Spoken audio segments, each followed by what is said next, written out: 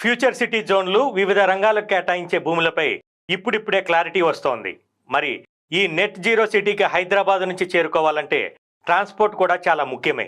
హైదరాబాద్ శివార్లలో శ్రీశైలం హైవేపై ఏర్పాటవుతున్న ఈ సిటీకి నిమిషాల్లో చేరుకోవాలంటే విస్తృతమైన ట్రాన్స్పోర్ట్ నెట్వర్క్ కూడా అవసరమే.